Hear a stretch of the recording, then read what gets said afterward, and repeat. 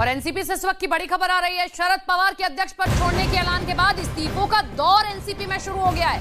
विधायक जितेंद्र आव्हाड ने इस्तीफा दे दिया है। जितेंद्र एनसीपी के राष्ट्रीय महासचिव के पद से अपना इस्तीफा दे चुके हैं। उन्होंने अपना इस्तीफा प्रदेश अध्यक्ष जयंत पाटिल को भेज दिया है। वहीं एनसीपी के चीफ व्हिप ने भी अपना इस्तीफा दे दिया है।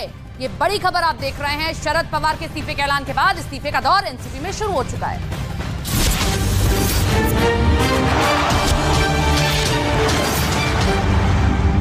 कि ज़ेलेंस्की की सेना को हराने के लिए जो भी करना पड़े वो कर सकते हैं।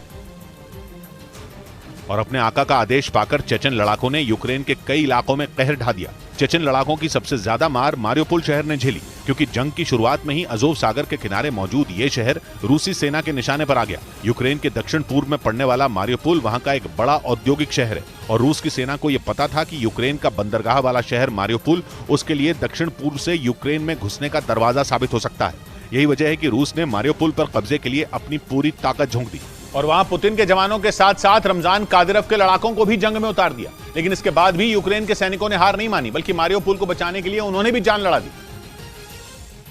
और इसीलिए ज़ेलेंस्की ने अपनी सबसे ताकतवर अज़ोव बटालियन को मारियोपोल की जंग में उतारा था, जिन्होंने 2 महीने तक रूसी सेना और चेचन लड़ाकों के सामने मोर्चा संभाले रखा।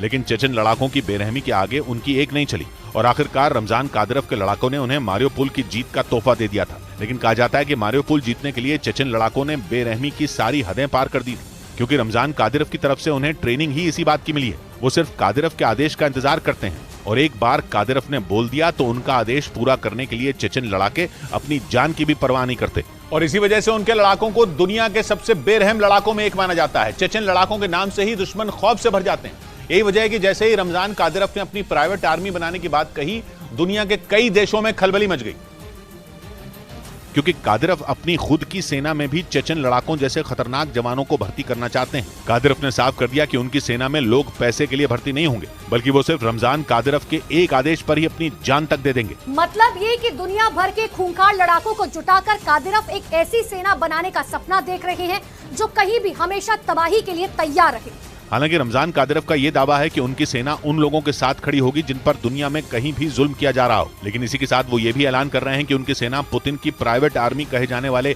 वैगनर ग्रुप की तरह काम करेगी। और वैगनर ग्रुप तो खुद अपने विरोधियों पर जुल्म ढाने और उन्हें तड़पा तड़पा कर मारने के लिए पूरी दुनिया में बदनाम है, क्योंकि ट्रेनिंग में वैगनर ग्रुप के लड़ाकों को सिर्फ एक ही चीज सिखाई जाती है, मरो या मार डालो। इसलिए वैगनर ग्रुप के लड़ाकों के लिए जंग में कुछ भी जायज होता है। वैगनर ग्रुप में उन लोगों को ही भर्ती किया जाता है जिनकी नजरों में जिंदगी की कोई कीमत नहीं होती और इसलिए उन्हें मौत का कोई डर भी नहीं होता। उन लोगों को बस हीरो बनने से मतलब होता है और इस चक्कर में वो जंग में जान लेने के लिए भी तैयार होते हैं और जान देने के लिए भी। बखमुत में वैगनर ग्रुप से लड़ने वाले यूक्रेन के सैनिक खुद कह चुके हैं कि वैगनर ग्रुप के लड़ाके पागलों की तरह लड़ते हैं। वो गोली खाकर भी तब तक नहीं गिरते जब तक उनकी जान न निकल जाए।